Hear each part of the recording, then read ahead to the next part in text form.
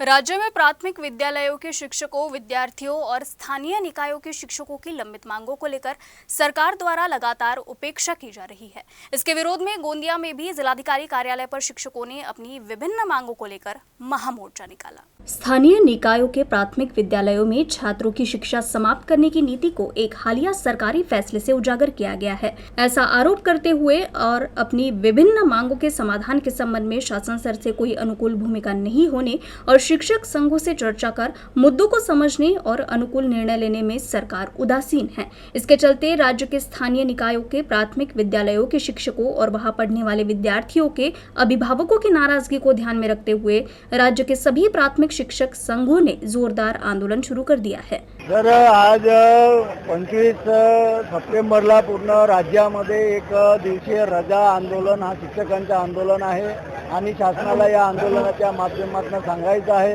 की प्रत्येक गावामध्ये ज्या शाळा आहेत आणि बऱ्याचशा शाळा ह्या 20% खाली देखील आहेत, मग तो जो विद्यार्थी आहे तो शिक्षणापासून वंचित राहू नये म्हणून आमची मागणी आहे। 15 मार्चचा जो शासनाचा पत्रक आहे आज की त्यांनी पर्सेंटेजच्या आधारे विद्यार्थ्यांच्या मागे शिक्षकांची नियुक्ती करण्याचं जे नियोजन केलेलं आहे त्या मुख्य मागणीसह कंत्राटीकरण पद्धतीने जे शिक्षकांची नियुक्ती आहे त्याचा विरोध करण्याकरता आणि त्यासह अनेक मागण्या आमच्या या जिल्हा स्तरावरील नव्हे तर राज्य स्तरावरील मागण्यांच्या पूर्णतेकरता आम्ही या ठिकाणी एकत्र जमलेलो आहोत।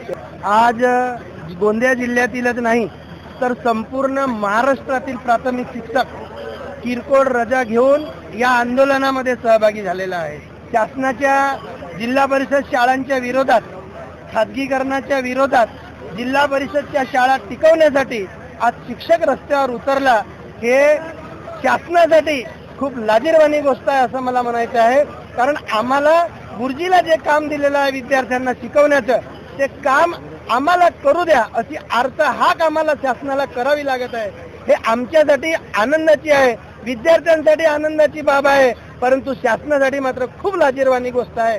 कारण तुम्ही ज्या कामासाठी आमची नेमणूक केली तो काम आम्हाला करू न देता तुम्ही इतर कामाला गुरुजीला जुंपवून ठेवलात आणि त्यामुळे विद्यार्थ्यांना शिकवण्याचं काम आमचं कमी झाल्यामुळे विद्यार्थी आणि जिल्हा परिषदच्या शाळा आज शासनाच्या अशा धोरणातून बदनाम होता है। गोंदिया के डॉक्टर बाबा साहेब आम्बेडकर चौक से जिलाधिकारी कार्यालय तक बाइक रैली निकालकर विरोध प्रदर्शन किया गया। इस मोर्चा में शिक्षक, अभिभावक, प्रशिक्षित डीएड, बीएड, बेरोजगार शिक्षक एवं सेवानिवृत्त शिक्षक उपस्थित रहे।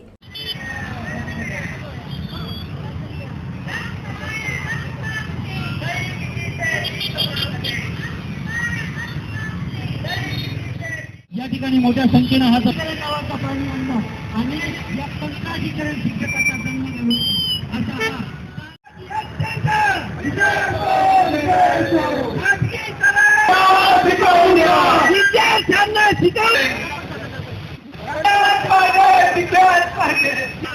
विद्यार्थ्यांना शिकवण्याच्या व्यतिरिक्त